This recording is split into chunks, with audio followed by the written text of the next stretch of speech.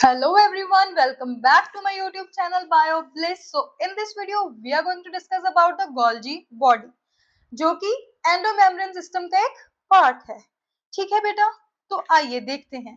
जो Golgi body है बेटा, फर्स्ट टाइम कब डिस्कवर हुई है? 1897 में डिस्कवर हुई. किसने डिस्कवर करा बेटा? हमारे प्यारे कैमिलो अंकल ने, जिनका फुल नेम क्या था?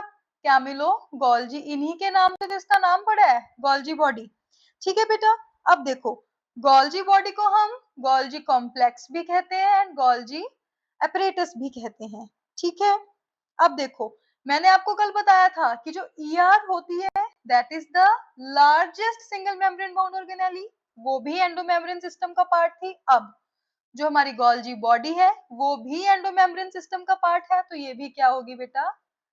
सिंगल मेम्ब्रेन बाउंड ऑर्गेनेली होगी. सिंगल मेम्ब्रेन बाउंड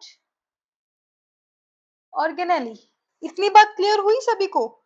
आगे देखिए, अब जो हमारे पास गोल्जी बॉडी है, it consist of 5 to 8 flattened membrane bound stacks. क्या कंसिस्ट करती है ये? 5 to 8 flattened membrane bound stacks. बेटा, उन स्टैक्स को हम क्या कहते हैं? The stacks are known as cisternae. बेटा, सिस्टर्ने को हम यूनिट ऑफ गोल्जी बॉडी भी कहते हैं. बेटा, ये प्रीवियस ईयर क्वेश्चन है. Previous year question, Golgi body की यूनिट कौन सी है? तो कौन सी है? सिस्टर्ने है बेटा. अब देखिए, जो सिस्टर्ने का हर एक स्टैक है ना बेटा, तो उसको हम क्या कहते हैं? Golgi stack. Each stack of cisternae, लिखना मेरे साथ, ईच स्टैक ऑफ सिस्टर्ने, उसको हम क्या कहते हैं बेटा? Known as Golgi stack. Golgi stack का ही अगर हम निकनेम रख दें, घर पे गोल्जी स्टैक को क्या कहते हैं? मतलब कि it is also known as dictyosomes. इतनी बात क्लियर हुई सभी को? अब देखो बेटा, जो गोल्जी स्टैक्स है ना, it can very in number. Number में वेरी कर सकता है, शेप में वेरी कर सकता है एंड ऑर्गेनाइजेशन में भी वेरी करेगा, अलग अलग सेल्स में. क्यों? क्योंकि हर एक सेल का अलग फंक्शन है. तो अब हम डिस्कस करते हैं स्ट्रक्चर की, कि गोल्जी कॉम्प्लेक्स दिखता कैसे है. आप सभी ने देखा होगा कुछ सेल में, ये हमारा सेल है बेटा. ठीक है, दोबारा से बनाती हूँ, थोड़ी गड़बड़ होगी सेल में. ठीक है, जो हमारा सेल है बेटा, देखो, सपोज ये हमारा सेल है बेटा, तो इसमें आपने कुछ ऐसी ऐसी सी स्ट्रक्चर देखी है सेल में? सिंगल मेम्ब्रेन बाउंड है ना, ये सिस फेस होता है, एंडोप्लाज्मिक रेटिकुलम के आसपास रहता है. ये ट्रांसफेस होता है. ठीक है, ये हमारा प्लाज्मा मेम्ब्रेन के आसपास रहता है. ऐसा सा कुछ देखा होगा आप लोगों ने सेल में. तो आइए डिस्कस करते हैं इसकी डायग्राम को इन डिटेल. ठीक है, तो डायग्राम में क्या होता है? इसकी 3 मेजर सिस्टर्ने होते हैं, सिस, मीडियल एंड ट्रांसिस्टर्ने. अभी मैं आपको डायग्राम में बताऊंगी, आपको और भी क्लियर हो जाएगा. तो चलिए देखते हैं डायग्राम को. तो आपने देखा होगा कि जो गोल्जी हमारी बॉडी होती है वो कुछ ऐसी सी होती है. देखो ध्यान से देखना.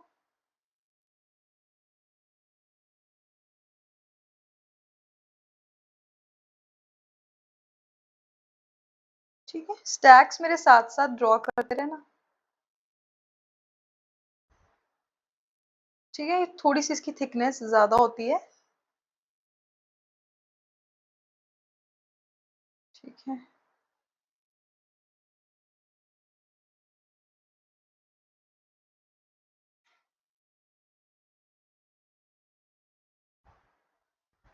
या आपने कुछ ऐसे से देखा होगा पहले गोल्जी कॉम्प्लेक्स की स्ट्रक्चर को, कुछ ऐसे से करके हम बना देते हैं. ठीक है, तो देखिए क्या रहता है. जो हमारे पास ये फर्स्ट कंपोनेंट है, इसका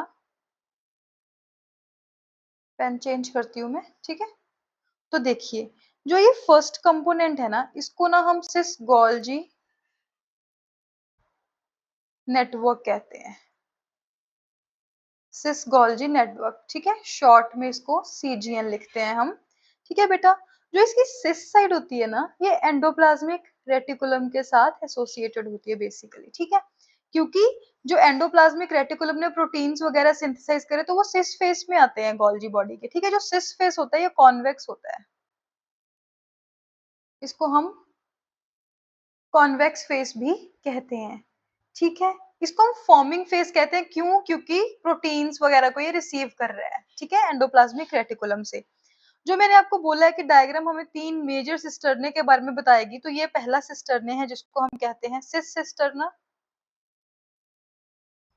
सिस सिस्टर्ने। दूसरा हमारे पास बेटा रहता है मीडियल सिस्टर्ने, मीडियल सिस्टर्ने, और जो लास्ट है that is the trans cisternae. और बेटा जो ये लास्ट वन रहेगा इसको हम कहते हैं ट्रांस गोल्जी नेटवर्क, ठीक है। इन तीनों को मिला के क्या कहते हैं हम? Golgi stack. इतनी बात क्लियर हुई? ठीक है, ये तीन है जो cis, medial and trans, they combine to make up the Golgi stack. अब देखिए, कुछ यूनिसेलुलर फ्लैजेलेट्स में क्या होता है कि as many as 60 cisternae present होते हैं, ठीक है, वो कंबाइन करके गोल्जी स्टैक बनाएंगे। जो नंबर है गोल्जी कॉम्प्लेक्सेस का वो वेरी करता है सेल टू सेल, ठीक है, अकॉर्डिंग टू इट्स फंक्शन। अगर हम मैमेलियन सेल की बात करें तो उसमें टिपिकली 40 टू 100 स्टैक्स रहते हैं हमारे पास। मैमेलियन सेल में जो हमारे पास गोल्जी स्टैक्स हैं बेटा वो मल्टीपल होते हैं, क्यों मल्टीपल क्यों होते हैं? इसका आंसर आप कमेंट बॉक्स में करना, ठीक है, मैं नहीं बताने वाली आपको। जो मल्टीपल गोल्जी स्टैक्स होते हैं they are linked together at their edges. इतनी चीज क्लियर हुई?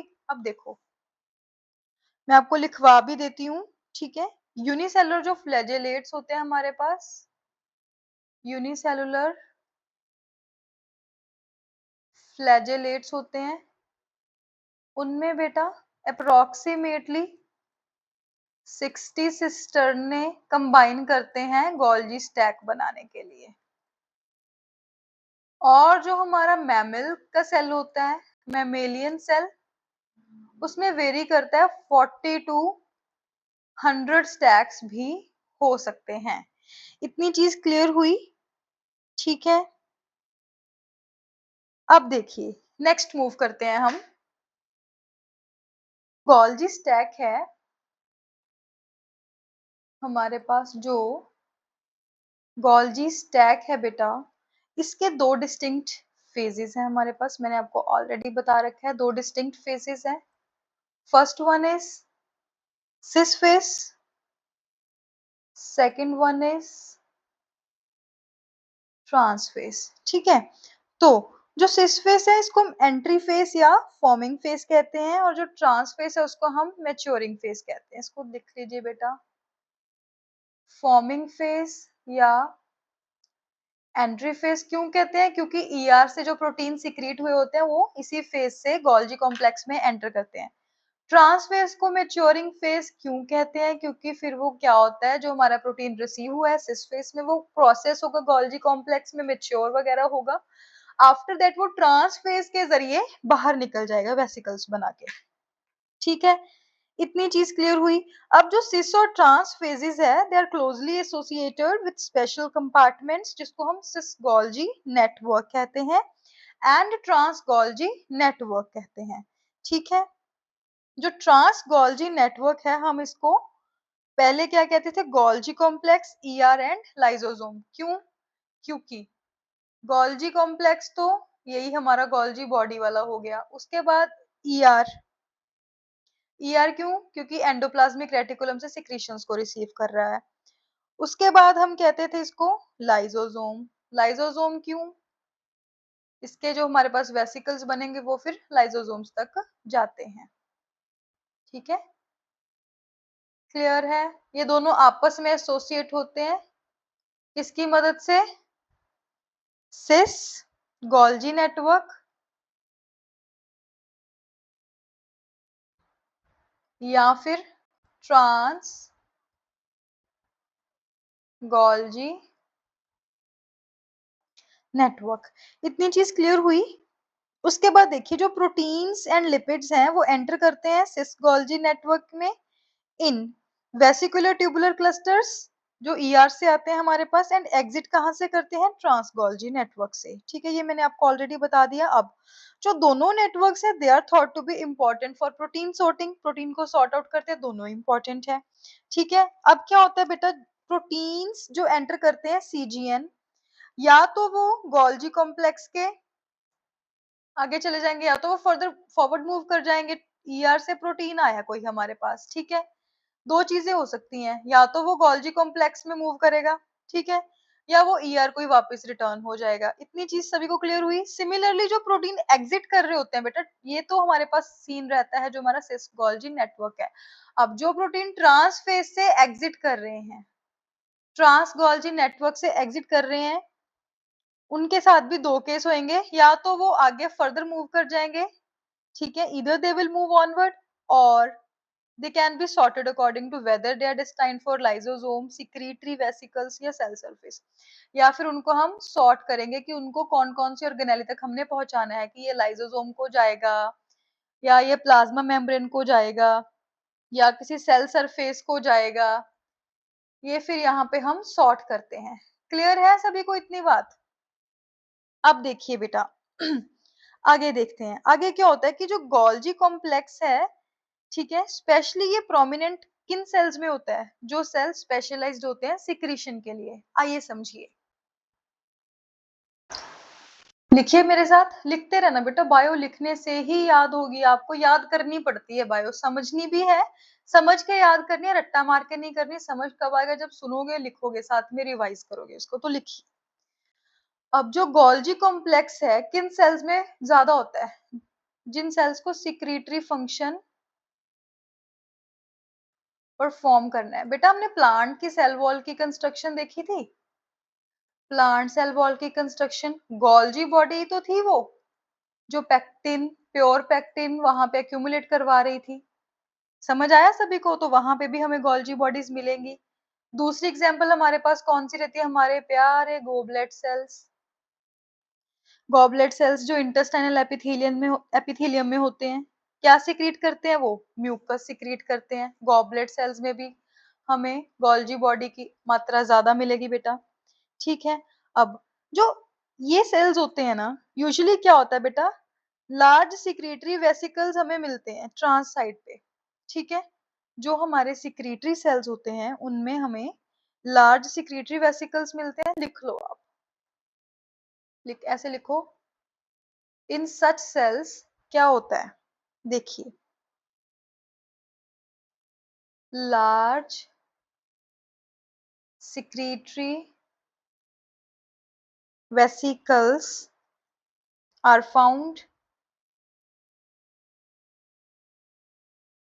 on trans Golgi side of Golgi complex। आप बोलोगे कि मैम इतनी बात तो समझ पड़ गई कि जो हमारे पास सिक्रीटरी फंक्शन वाले सेल्स होते हैं उनमें लार्ज सिक्रीटरी वेसिकल्स होते हैं ट्रांस गोल्जी वाली साइड पे, होते क्यों हैं, क्यों होते हैं, सोचा कभी?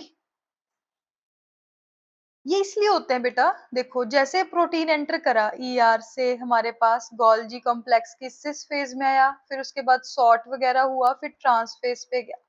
अब ट्रांस फेज से प्रोटीन को बाहर निकलना है तो वो सीधा थोड़ी निकलेगा, वो वेसिकल्स की फॉर्मेशन करके बेटा फिर अपने टारगेट ऑर्गन तक जाएगा, ठीक है। तो सिक्रीटरी वेसिकल जैसे सेल्स में हमें मिलते हैं। जो सिक्रीटरी वेसिकल्स हैं हमारे, जो ट्रांस गोल्जी नेटवर्क से बने हैं, वो रिलीज करते हैं अपने कंटेंट को सेल एक्सटीरियर में बाय एक्सोसाइटोसिस। मैंने आपको ये I think so plasma membrane वाली उसमें बताया था कि मैक्रोमोलिक्यूल्स एंडोसाइटोसिस एंड एक्सोसाइटोसिस की हेल्प से एंटर करते हैं या आउटसाइड जाते हैं सेल के। तो अब देखिए, जो ये वेसिकल्स हैं बेटा, ये अपनी सिक्रीशंस कैसे रिलीज करेंगे सेल में, है ना, सिक्रीशन कैसे करेंगे बाहर, तो वो एक्सोसाइटोसिस से करेंगे, ठीक है बेटा, क्लियर है सभी को? अब जो मेम्ब्रेन प्रोटीन्स एंड लिपिड्स हैं इन वेसिकल्स में, they provide new components for the cell's plasma membrane, while जो soluble proteins and other compounds हैं इन दीज वेसिकल, तो वो सीक्रेट हो जाते हैं एक्स्ट्रा सेलुलर स्पेस में। कितनी बात समझ आई? लिख लो, आप फिर भी लिख लो, ठीक है, भूल जाओगे नहीं तो। अब देखो बेटा, जो हमारे पास मेम्ब्रेन प्रोटीन्स एंड लिपिड्स हैं, किनमें? ये जो हमारे प्यारे सिक्रेटरी वेसिकल्स बने हैं ना, इनमें जो मेम्ब्रेन प्रोटीन्स एंड लिपिड्स हैं बेटा, वो न्यू कंपोनेंट्स प्रोवाइड करते हैं। They provide new components for cells plasma membrane. इतनी चीज क्लियर हो गई सभी को? अब देखो, जो हमारे पास सॉल्युबल प्रोटीन्स रह जाते हैं, ठीक है, तो वो क्या करते हैं?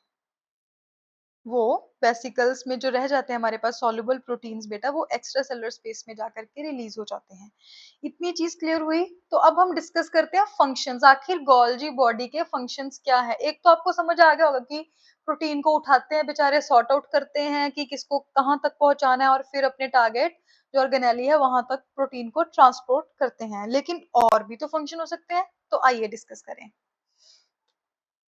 सबसे पहले तो मैं आपको फंक्शंस एक्सप्लेन करती हूँ, after that I will tell a trick, ठीक है, जो आपको बहुत हेल्प करेगी फंक्शंस को याद रखने में।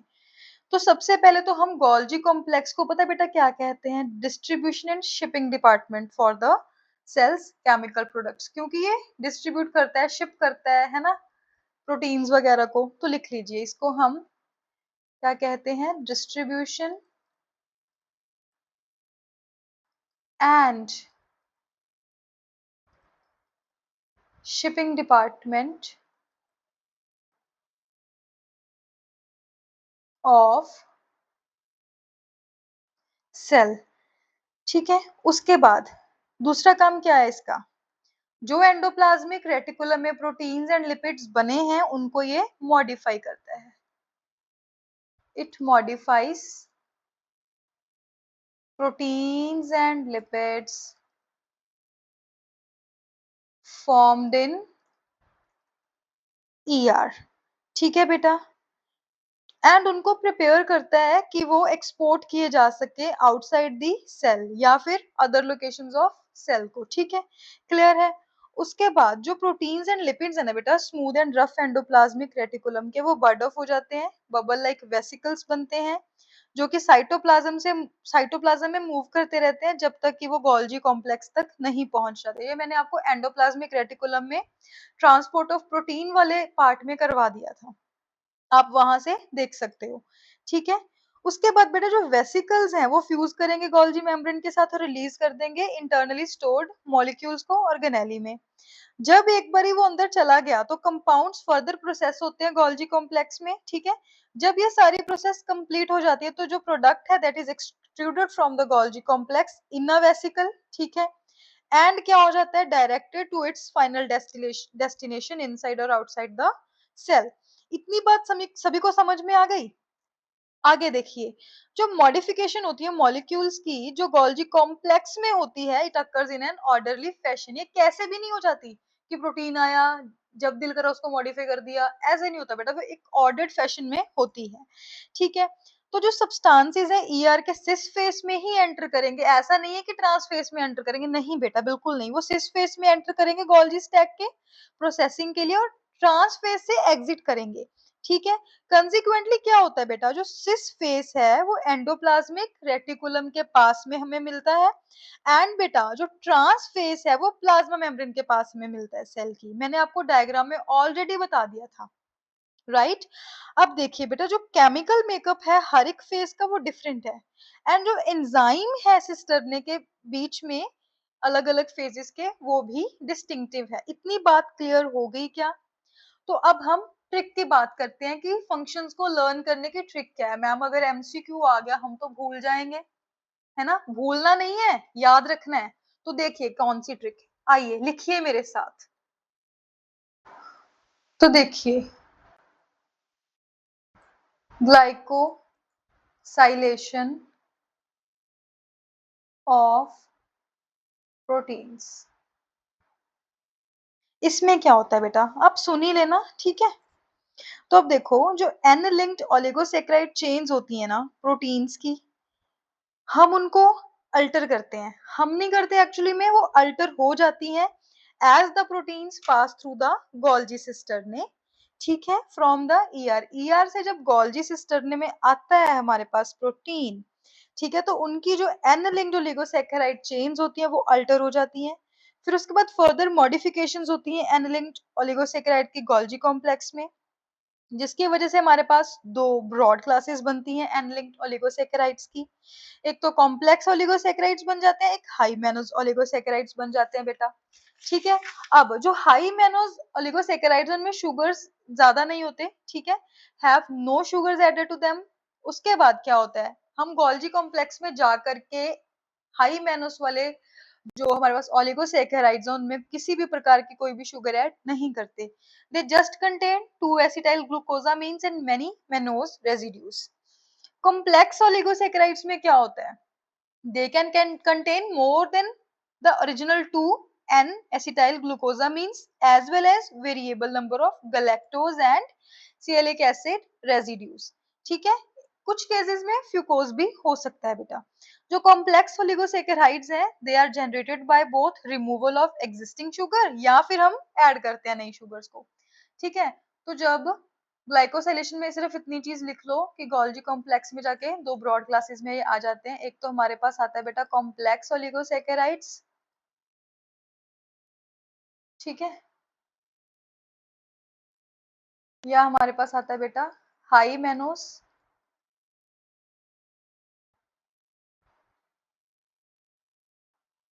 ओलिगोसैकेराइड्स, ठीक है। इसमें तो कोई भी शुगर ऐड नहीं होती, ठीक है। गोल्जी कॉम्प्लेक्स में जाके इसमें हो भी सकती है, ऐड भी हो सकती है और बेटा रिमूव भी हो सकती है। ये दोनों चीजें आपको याद रखनी है। उसके बाद देखिए बेटा क्या होता है, कुछ प्रोटीन्स ओ ग्लाइकोसाइलेशन भी अंडरगो करते हैं सिस्टरने में, ठीक है, थोड़ा सा याद रख लेना, बस इतना काफी है। उसके बाद लिपिड एंड पॉलीसेकेराइड के मेटाबॉलिज्म में भी हेल्प करता है जो हमारे पास गोल्जी कॉम्प्लेक्स है हमारा, लिखिए लिपिड एंड पॉलीसेकेराइड मेटाबॉलिज्म, ठीक है। इसमें कैसे हेल्प करता है, तो देखिए बेटा, जो processing and sorting of glycoproteins की एक्टिविटीज हो रही है ना गोल्जी कॉम्प्लेक्स में, उसके अलावा क्या होता है, लिपिड का मेटाबॉलिज्म भी होता है, ठीक है। पर्टिकुलरली क्या होगा बेटा, ग्लाइकोलिपिड्स की सिंथेसिस होती है एंड स्फिंगोमाइलिन की सिंथेसिस होती है। अब जो एंडोप्लाज्मिक रेटिकुलम में बेटा सेरामाइड बना था ना, वो ही गोल्जी कॉम्प्लेक्स में जाकर के या तो स्फिंगोमाइलिन में कन्वर्ट हो जाएगा या फिर ग्लाइकोलिपिड्स में कन्वर्ट हो जाएगा, ठीक है। तो लिख लीजिए स्फिंगोमाइलिन, और दूसरा हमारे पास क्या था बेटा, ग्लाइकोलिपिड्स, ठीक है, सिंथेसाइज हो जाता है किससे, फ्रॉम सेरामाइड ऑफ ईआर। जो एंडोप्लाज्मिक रेटिकुलम में सेरामाइड बना था उससे हमारे पास ग्लाइकोलिपिड्स एंड स्फिंगोमाइलिन है बेटा, जो वो सिंथेसाइज हो सकता है। दूसरी चीज देखिए, अब जो गोल्जी कॉम्प्लेक्स है ना, it is also major site of carbohydrate metabolism. तो देखिए प्रोटीन्स कैसे ट्रांसपोर्ट होते हैं सिस्टर्ने के through, transport of proteins through cisternae. बेटा इसके ना एक्चुअली में ना दो दो मॉडल्स दे रखे हैं, ठीक है, दो मॉडल्स इन एक्चुअल में बने हुए हैं। पहले मॉडल का नाम क्या है हमारे पास, cisternal maturation model, cisternal maturation model. दूसरा हमारे पास कौन सा है, vesicular transport model, vesicular transport model. अब पहला मॉडल हम अगर डिस्कस करें सिस्टर्नल मैचुरेशन मॉडल वाला, इसमें क्या होता है बेटा, देखो ये हमारे पास एंडोप्लाज्मिक रेटिकुलम से निकला हुआ कोई भी प्रोटीन है, ये सबसे पहले कहाँ जाएगा बेटा, सिस सिस्टर्ना में ये चला जाएगा, ठीक है। तो ये बेटा कहाँ पे जाएगा, सिस सिस्टर्ना में ये चला जाएगा, ठीक है। तो लिख लो, ठीक है। ये हमारे पास है सिस सिस्टर्ने। इसने क्या करा बेटा, प्रोटीन को प्रोसेस करा, ठीक है। फिर ये इसको E1 मान के चलो आप, ठीक है। उसके बाद ये चला गया हमारे पास मीडियल सिस्टर्ना में। ये आप खुद ब खुद बेटा लेबल कर लेना साथ में, ठीक है। ये मीडियल सिस्टर्ना है हमारा। यहाँ पे E2 हुआ, प्रोसेस हुआ, फिर चला गया हमारे पास ट्रांस सिस्टर्ने के पास, ठीक है। ये हमारे पास है बेटा ट्रांस सिस्टर्ने, E3 बन गया। अब क्या हुआ बेटा, इसमें क्या होता है कि सिस्टर्ने कार्गो को आगे आगे कैरी करते रहते हैं, ठीक है। जो हमारे कोटेड वेसिकल्स होते हैं, ठीक है, वो क्या फंक्शन करते हैं, to transport resident Golgi components in the retrograde direction and produce the cisternal maturation. देखिए अब यहाँ पे चला गया, अब क्या होगा, E3 में जाकर के फिर उसके बाद E2 में आएगा, फिर E2 में फर्दर प्रोसेस होकर के E1 में आएगा, ठीक है। ये हमारे पास जो है बेटा, ये सिस्टर्नल मैच्योरेशन मॉडल है, ठीक है। देखिए अब क्या होता है, सिस्टर्नल मैच्योरेशन मॉडल में बेटा जो स्टैक्स होते हैं हमारे सिस्टर्ने के, वो डायनामिक होते हैं। जो सिसमोस्ट सिस्टर्ना होता है ना, it is assembled by the fusion of transport vesicles from ER से ट्रांसपोर्ट वेसिकल्स आए, ठीक है, उनकी फ्यूजन की हेल्प से इसको असेंबल करा जाता है। उसके बाद क्या करते हैं, ये कैरी क्या करते हैं बेटा, न्यूली सिंथेसाइज्ड कार्गो, यहाँ पे आके प्रोसेस हुआ, न्यूली सिंथेसाइज्ड कार्गो बना, उसको फर्दर वही ये कैरी करेंगे। उसके बाद each Golgi cisterna matures as it migrates outward through a stack. जैसे जैसे ये आगे आगे मूव करते रहेंगे तो ये और मैच्योर होते रहते हैं बेटा हर एक स्टेज में। एंड जो गोल्जी के रेजिडेंट प्रोटीन्स होते हैं ना, जो फॉरवर्ड कैरी कर रहे हैं हम, वो बैकवर्ड मूव करते हैं अर्लियर कंपार्टमेंट में। जैसे मैंने आपको ये बताया, E2 पहले इधर गया था, फिर वापस आया, ठीक है। वो बैकवर्ड मूव करते हैं अर्लियर कंपार्टमेंट में। इसी वे में क्या होता है कि हर एक सिस्टर ने बेटा प्रोग्रेस करता है इनटू नेक्स्ट वन, ठीक है। कोटेड वेसिकल्स जो होते हैं वो फंक्शन करते हैं to transport the resident Golgi components in a retrograde direction. पहले ऊपर जाएंगे, फिर वापस आएंगे बैक वाले कंपार्टमेंट में। सिस्टर्नल मैच्योरेशन मॉडल क्लियर हुआ सभी को। अब हम डिस्कस करते हैं वेसिकुलर ट्रांसपोर्ट मॉडल। ये बेटा उसके ऑपोजिट है, ठीक है। वही चीज, ER से प्रोटीन आएगा हमारे पास, ठीक है। वो क्या करेगा, हमारे पास E1 बन के थोड़ा मॉडिफाई होके सिस सिस्टर्ने के पास गया, ठीक है। सिस सिस्टर्ने ने क्या करा, उसी प्रोटीन को मीडियल सिस्टर्ने में पहुंचाया, ठीक है। मीडियल सिस्टर्ने में पहुंचाया, E2 में मॉडिफाई हो गया वो। उसके बाद E2 प्रोटीन कहाँ गया हमारे पास, ट्रांस सिस्टर्ने में, ठीक है। E3 बन गया, ठीक है। तो वेसिकल मेडिएटेड कार्गो ट्रांसपोर्ट भी हम इसे कहते हैं, ठीक है। इसमें बेटा क्या होता है कि जो कार्गो है हमारा, हम उसको डिलीवर कर रहे हैं हर एक सिस्टर्ने में, ठीक है, इन टर्न बाय वेसिकल्स, जो कि बर्ड ऑफ कहाँ से हो रहा है, एक सिस्टर्ने से, एंड अगले वाले सिस्टर्ने के साथ वो फ्यूज कर जा रहा है, ठीक है। ऐसे इसमें क्या होती है, एंटी रिट्रोग्रेड डायरेक्शन में मूवमेंट होती है। आई होप सभी को क्लियर हो गया होगा। लेकिन जो इसका मोस्ट एक्सेप्टेड मॉडल है ना बेटा वेसिकुलर ट्रांसपोर्ट का, वो हमारे पास रहता है जो हमने पहले करा है, cisternal maturation model. I hope सभी को समझ आ गया होगा। अगर आपको वीडियो अच्छी लगी हो बेटा तो डेफिनेटली इसको लाइक करना, कमेंट करना, शेयर करना, चैनल को सब्सक्राइब करना और सजेशन भी देना अगर कुछ इम्प्रूवमेंट करानी हो, ठीक है बेटा। तो नेक्स्ट वीडियो में हम डिस्कस करेंगे suicidal bags of the cell, ठीक है। तब तक कमेंट में लिखना कि suicidal bags of the cell हम किसको कहते हैं। Thank you so much.